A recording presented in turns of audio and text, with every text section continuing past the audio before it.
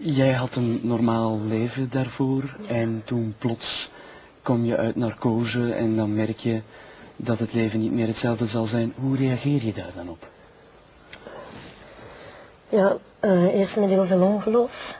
Ongeloof is eigenlijk het juiste woord. Excuseer. Wat dan? Ongeloof is eigenlijk het juiste woord wat Rijke hier hanteert. Dat was bij mij dus ook mijn eerste gewaarwording dat ik dacht, dat kan niet.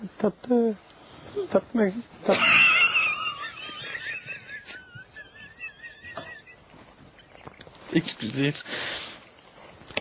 Excuseer, dames en heren. Dus, je probeert dan terug je toekomst.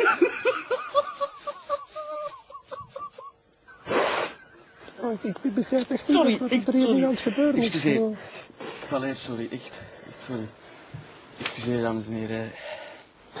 Dat betekent ook dat bijvoorbeeld, seksualiteit ook een groot probleem bijvoorbeeld wordt. Ja, mijn vriend heeft het gewoon gedaan gemaakt. En ik neem hem daar ook niet kwalijk. Plus het feit, als je met seks omgaat, is het niet alleen het fysieke dat telt, maar ook soms de lieve woordjes.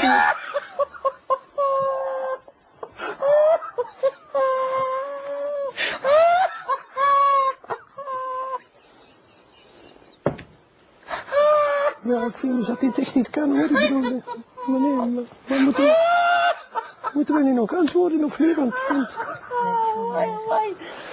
ja, dat is eigenlijk liever.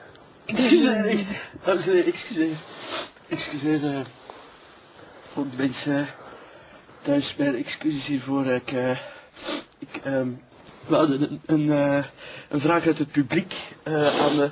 Ja, meneer, je had een opmerking, Ik heb hetzelfde.